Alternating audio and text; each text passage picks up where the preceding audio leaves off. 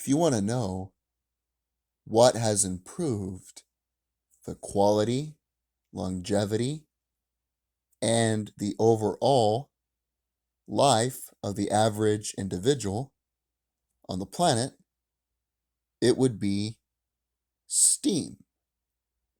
Steam was the first domino to fall that has led to the current standard of living that we now enjoy in the first world. Think about it. In America today, and in certain parts of the world, not only do you not have to worry about starving, you have to worry about overeating.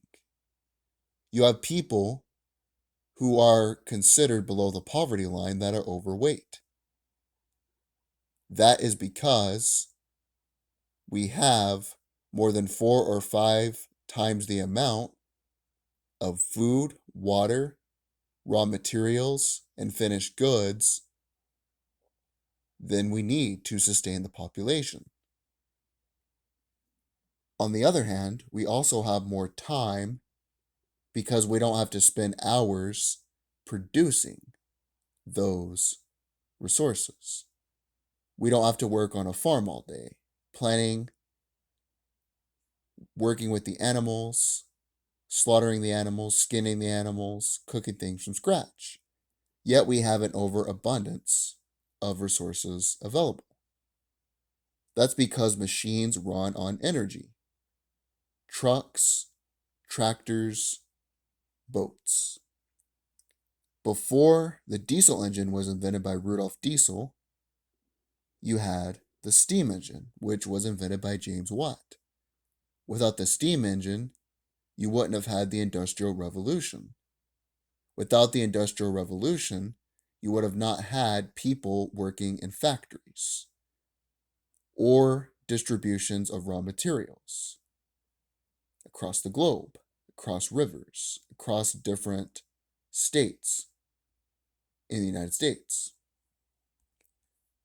Think about when you boil an egg. When you boil an egg, you heat water. That water turns into an invisible vapor. That vapor is steam.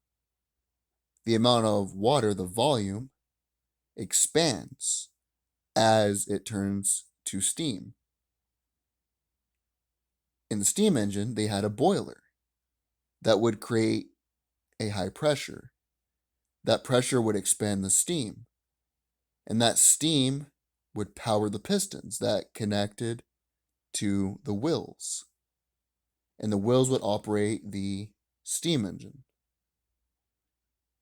Basically, the pressure from the steam would produce a force, a chemical reaction, and the pressure of the pistons would move back and forth inside a cylinder. What really separated James Watt's steam engine from others was that it needed less energy to operate, and the amount of energy it produced was a lot higher. So high, in fact, it was used for factories, it was used for the textile industries, it was used for many different types of equipment like the steamboat, the cotton gin, all kinds of inventions. Speaking of which, the engine was known as double acting, and that's because it had low pressure steam that would work on 2 sides of the pistons instead of one. That created a rotating movement. Instead of going up and down constantly, it would go around in a circle, in a circular motion. Because of that, it was able to produce more energy. Steam became the energy source for many machines and vehicles, making it cheaper and easier to produce commodities in large amounts.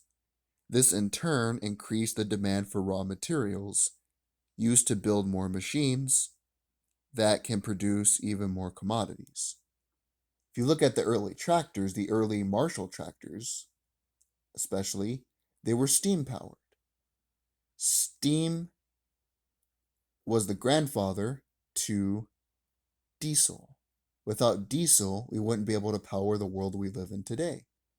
Furthermore, in the South, you had a lot of navigational waterways. The Mississippi River is a very important commodity in the United States.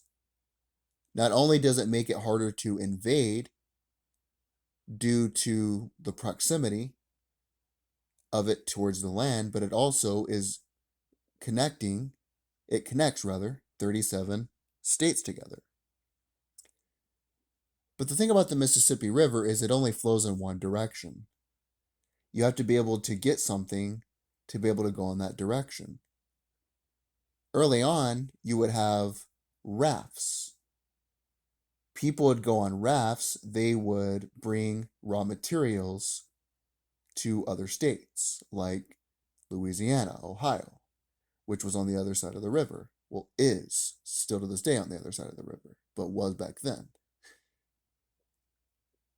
The problem was when they would get to their destination, let's say New Orleans, which was a big commercial hub, they would drop off the raw materials. Typically, getting back was the problem. They then would break down the rafts.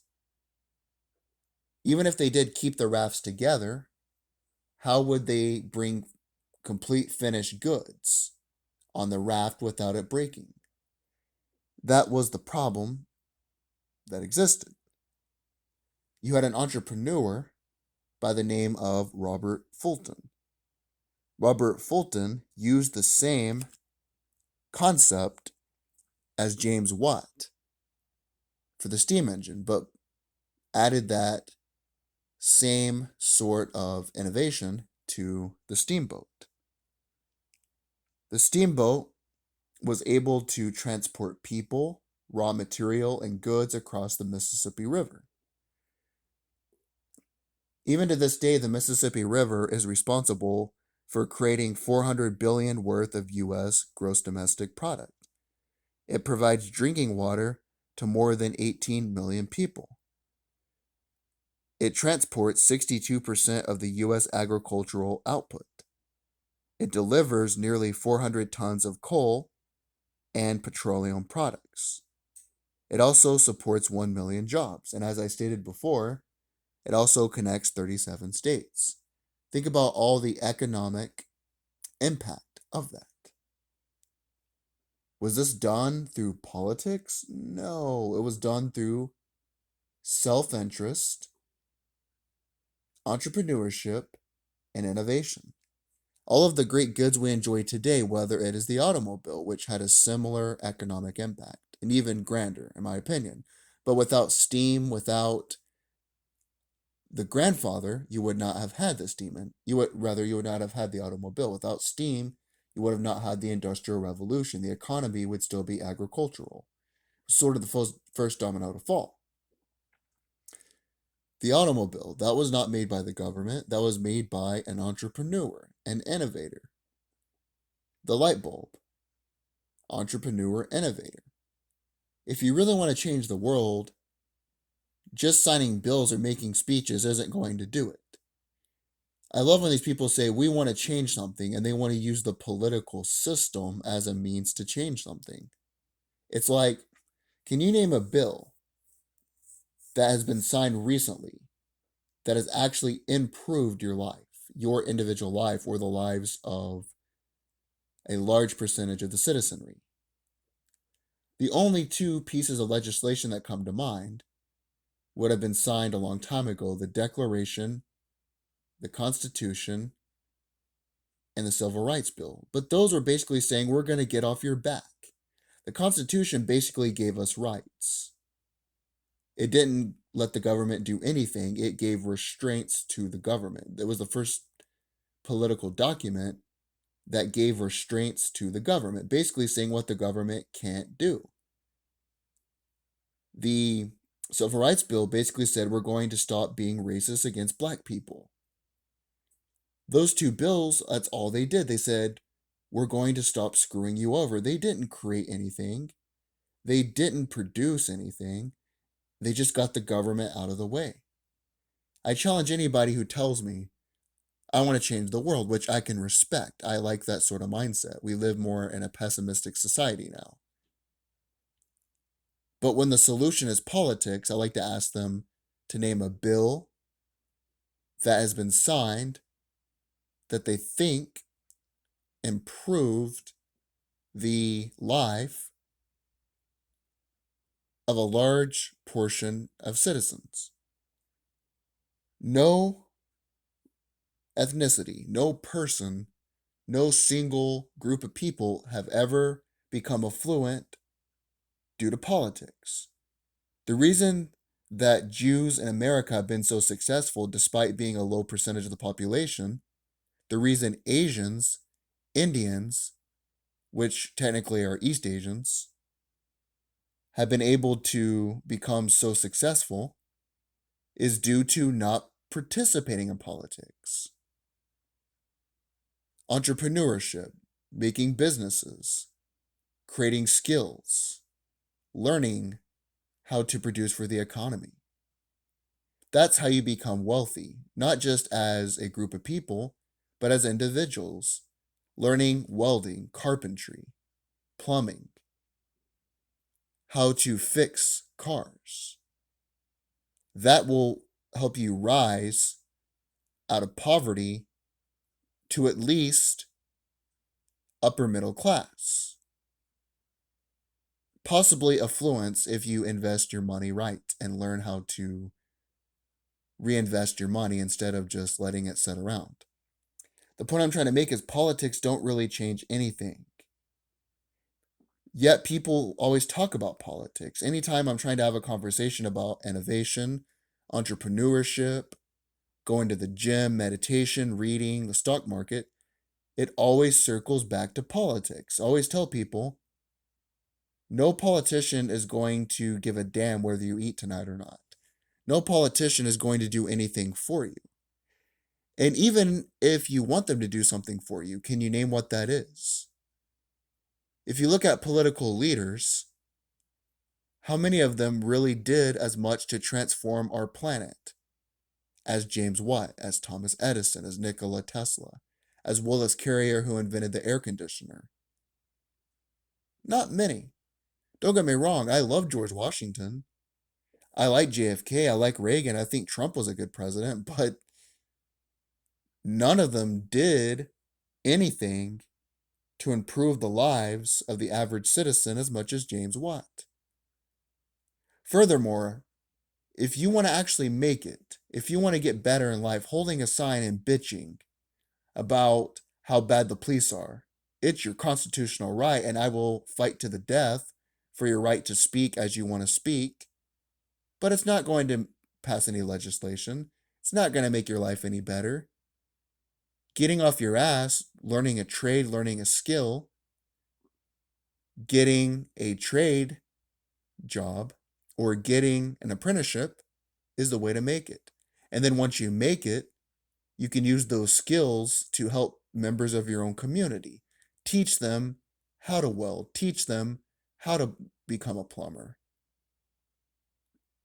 Use your money to invest it into factories for your own communities. Use that money to help those in need. Using your money or volunteering your time is far more effective than worrying about Washington. Not only that, but most of you do not live in Washington, D.C. It's less than 1% of the geographic territory of the U.S. Chances are you don't live there. How do you expect someone in that area to give a damn about you when they don't sleep in the same neighborhoods as you? They don't work in the same neighborhoods as you. They don't drive on the same damn roads as you, yet you think that they can help you. Even if they wanted to help you, how are they going to do that? Let's say they want to help you. There are a few politicians who I think mean well. I don't agree with them all, but I think they mean well. Bernie Sanders, I don't like the guy, but I think he means well. But what can he do to actually make your life better? But what can you do to make your life better? You see how this works? In my opinion, politics is not a solution-oriented business. Politicians typically do not make your life better.